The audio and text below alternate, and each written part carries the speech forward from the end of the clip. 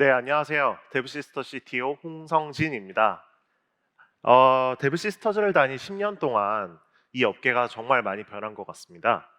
클라우드 시대로 진입하면서 엔지니어링을 하는 근본적인 방식에 변화가 있었다고 생각합니다.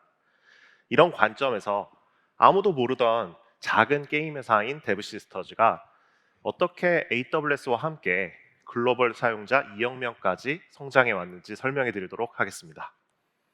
우선 제 소개부터 간단하게 드릴게요. 저는 소프트웨어 엔지니어로 커리어를 시작해 일해온 지 약 15년 정도 된 것 같고요. CTO가 된 지는 이제 막 2년 차가 됐습니다. 처음에는 스타트업 코파운더로 본격적인 커리어를 시작했는데요. 스타트업은 4년 정도 열심히 일했지만 아쉽게도 성과를 내진 못하고 개인적인 이유로 하차하게 되었습니다. 2013년 데브시스터즈를 입사할 때 제가 10번째 사원이었는데요. 큰 레이오프를 겪은 이후 다시 한번 새롭게 시작하던 중이었습니다. 다들 정말 배고프게 일하고 있었는데 밥값을 아끼기 위해서 서로 부모님이 왜 반찬 주시잖아요. 그거 모아가지고 실제로 밥을 지어가지고 함께 먹던 시절이었습니다. 그때 입사하고 좀 충격받았던 기억이 아직 있는데 쿠키런 클라이언트 개발자 한 분이 점심시간이 되니까 브루스타를 가지고 뒷마당에 가서 너비아니를 구우시더라고요. 그분이 지금 쿠키런 킹덤 디렉터십니다. 그때 만들던 게임이 쿠키런포 카카오였습니다.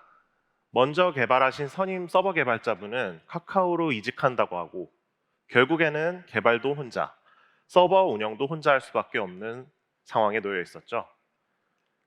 회사의 목표는 명확했습니다. 당연히 게임의 대박이죠.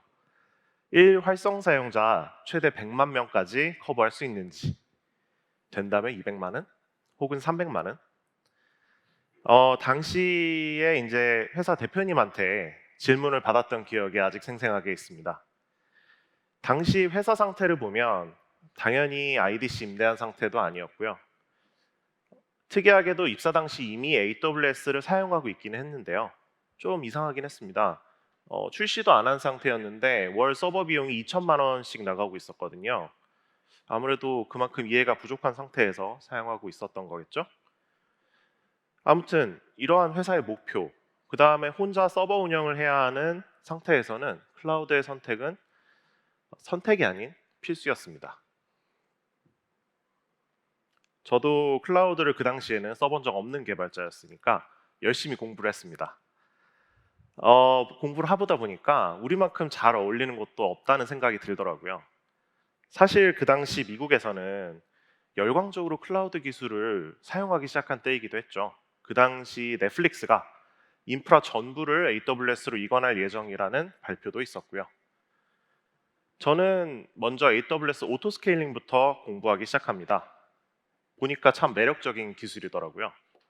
결과적으로 그것 때문에 사용자가 없는 새벽에는 4대, 그리고 한 해 사용자가 제일 많은 크리스마스 시즌에 130대까지 스케일링이 되는 경험을 하게 됐습니다. 그뿐만이 아니었습니다. 오토 스케일링을 도입하면서 자연스럽게 서버가 정상인지 아닌지 판별하는 헬스 체크도 도입을 해야 되고, 그러다 보니까 오토 스케일링이 자동으로 문제가 있는 서버를 내려주고 새로운 서버를 띄워주고, 이런 전반적으로 손이 덜 가는 서버를 만들 수 있게 되더라고요.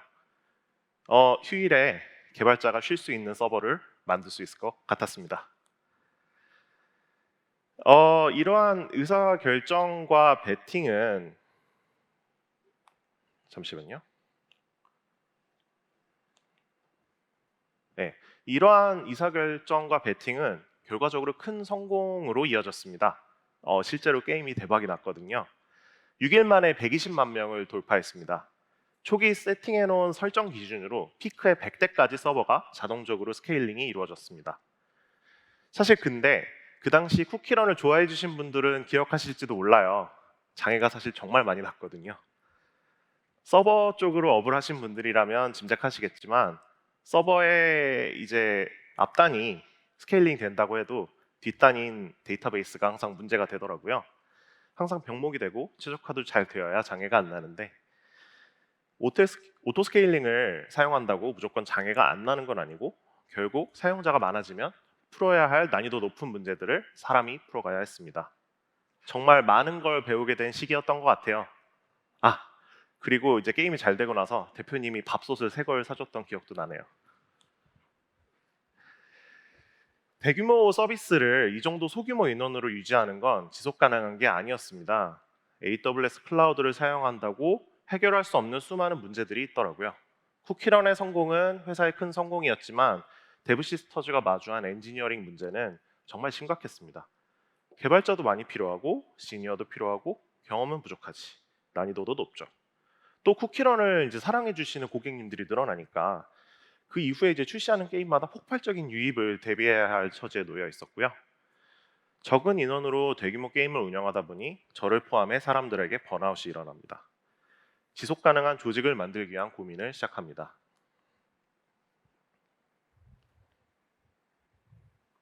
이때까지만 해도 데브시스터즈에는 CTO가 없었습니다. 저는 아직 경험이 부족한 개발자이긴 했지만 여기서 제가 CTO라면 뭘 해야 할지 어떻게 해야 할지 고민하기 시작합니다.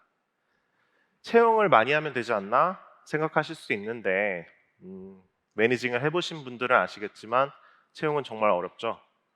채용을 잘 한다 하더라도 초보 20명보다 정예 5명이 더 낫기도 한 아이러니도 있고요.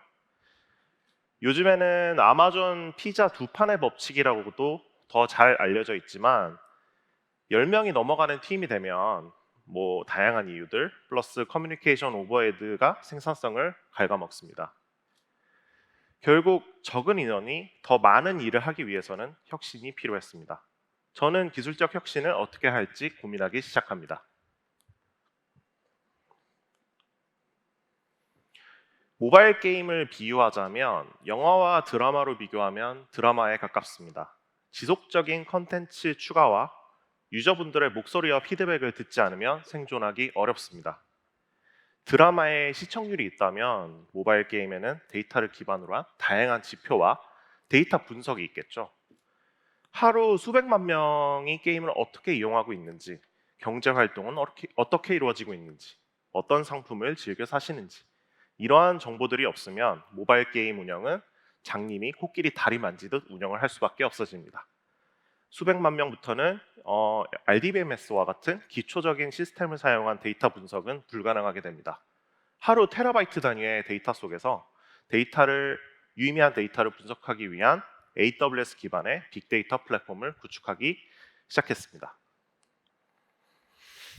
다양한 게임을 출시하기 위해서는 인프라도 한 단계 진화가 필요했는데요.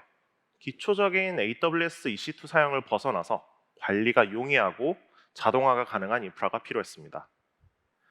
클라우드 인프라를 잘 아는 적은 인원이 많은 게임을 운영하기 위해서는 자동화와 표준화가 핵심인데요. AWS 클라우드 인프라를 코드 기반으로 관리할 수 있는 테라폼을 적용했습니다. AWS의 비슷한 기술로는 클라우드 포메이션이 있겠죠. AWS 클라우드를 한 단계 더 추상화하여 관리할 수 있는 쿠버네티스 기술을 2016년부터 연구하여 2019년에 EKS를 사용한 프로덕션 전환을 이루었습니다. 그 당시만 하더라도 좀 시기상조로 일컬어지던 쿠버네티스를 프로덕션 서버용으로 사용하기 위해서는 다양한 실험과 도전 그리고 리스크 테이킹이 필요했는데요. 장애가 날 것을 각오하고 쿠키런포 카카오 서비스를 마이그레이션하기도 했습니다. 이건 사실 실무자 입장에서 굉장히 압박이 심한 일이죠. 다들 쿠버네티스를 절 포함해서 프로덕션 서비스, 특히 데이터베이스를 운영하는 게 정말 가능할지 의구심이 많았거든요. 그냥 제가 욕먹을 각오를 하고 마이그레이션을 시작을 했는데 장애도 2번쯤 됐습니다. 덕분에 레퍼런스가 생겨서 미래 서비스들을 전부 쿠버네티스 그리고 이제 EKS로 옮길 수 있게 되었습니다. 앞서 빅데이터 분석을 가능하게 만들어 놓으니 후속 문제가 발생합니다. 데이터가 크고 비정형 데이터가 많고 게임 특성상 데이터의 형태가 자주 바뀝니다. 게임에 컨텐츠가 추가될 때 재화가 추가되거나 쿠키에 새로운 능력치가 생기는 시기죠. 이러한 문제를 해결하기 위해 2018년도에 데이터 레이크 아키텍처를 도입합니다. 참고로 현재는 레이크하우스 아키텍처를 사용하고 있고요. 이러한 아키텍처를 토대로 데이터 분석가와 과학자들이 효율적으로 데이터를 분석할 수 있게 됩니다. 이는 후에 마케팅에 도움이 되는 예측 모델들이 개발이 되는데 기반이 되었습니다. 저희의 첫 게임은 쿠키런 포 카카오였는데요. 두 번째 게임은 라인 쿠키런이었고요. 이 두 게임을 출시하면서 우리는 카카오와 라인의 이 두 플랫폼에 엄청난 도움을 받았습니다. 하지만 결국 카카오와 라인의 고객풀에 의존할 수밖에 없는 한계가 있었습니다. 우리는 직접 고객을 확보하고 연결하여 지속 가능한 고객층을 만드는 도전을 시작했습니다. 또한 모바일 게임을 개발하다 보면 항상 반복적으로 개발하는 기능들이 많아요. 이 두 가지 문제를 한 방에 해결하는 데브시스터즈 게임 플랫폼을 만들어서 이후에 출시하는 모든 게임에 탑재하기 시작합니다. 고객도 확보하고 개발 시간도 단축할 수 있었습니다. 이러한 치열한 기술 개발과 내부적 혁신을 거치고 또 신규 게임을 출시를 하고 실패를 하기도 하고 그렇게 수많은 치열한 시간이 흐른 후 쿠키런 킹덤을 출시합니다. 정말 감사하게도 고객분들이 매우 사랑해 주셔서 압도적인 성장률을 기록하게 되었습니다. 너무 성장률이 가팔라서 초대규모로 데뷔해 놓은 데이터베이스가 일주일을 버티지 못하고 스토리지가 터지기 직전까지 놓이면서 그 당시 일주일을 밤새던 이제 엔지니어분이 급하게 작업을 하다가 장시간 장애를 내기도 했습니다. 킹덤을 출시했을 때는 쿠키런포 카카오를 출시했을 때와 비교했을 때 정말 많은 것들이 대비되어 있었습니다. 사람의 실수로 장애가 발생하긴 했어도 훌륭한 아키텍처 설계와 부하 테스트 등으로 서버의 구조적인 이슈로 장애가 발생하지는 않게 되었고요. 빅데이터 플랫폼을 기반으로 만들어진 지표와 데이터를 기반으로 더 뛰어난 업데이트 전략을 잡을 수 있었고 예측 모델을 기반으로 마케팅 전술과 레벨을 끌어올려서 매우 효과적인 마케팅 캠페인을 진행할 수 있게 되었습니다. 이러한 준비 덕분에 하반기에 해외 시장 진출을 위한 마케팅 제품 전략을 치밀하게 준비할 수 있었고 현재는 한국 유저뿐만 아니라 글로벌 유저도 어마어마한 규모의 게임이 되었습니다. 입사 초기부터 들었던 글로벌 진출이라는 꿈을 진정한 의미에서 이룰 수 있게 되었습니다. 이런 기반 위에서 쿠키런 오븐브레이크와 쿠키런 킹덤 누적 월간 활성 이용자 1,000만 명을 달성했고요. 누적 이용자 2억 명이라는 엔지니어라면 한 번쯤 꿈꿔왔을 법한 규모의 수치도 달성하게 됩니다. 이번 발표를 준비하면서 이러한 성과를 회고해 보게 되었는데요. 지난 10년의 시간 동안 작은 범주에서부터 조직적 단위에서의 기술적 의사결정을 해왔습니다. IT가 메인 경쟁력인 업계에서는 특히 데브시스터즈와 같은 작은 조직에서는 신기술에 대한 안목 있는 선택 그리고 전략적인 기술 혁신이 너무나도 중요한 것 같습니다. AWS 클라우드라는 제품을 통해서 우리는 작은 자본으로도 큰 자본에서나 시작할 법한 도전들을 할 수 있었다고 생각합니다. 그리고 그 혁신은 조직을 기민하게 만들고 또다시 새로운 혁신의 기반이 되기도 했습니다. 덕분에 데브시스터즈는 한국 기업의 모바일 게임 중 가장 많은 글로벌 활성 이용자 수를 기록할 수 있었던 것 같습니다. 마지막으로 그 어떤 제품을 사용하더라도 그 어떤 기술을 도입하더라도 혁신은 사람이 만드는 것이라 생각합니다. 앞서 말씀드린 기술적 의사결정도 모두 저희 팀원들이 있었기 때문에 가능했는데요.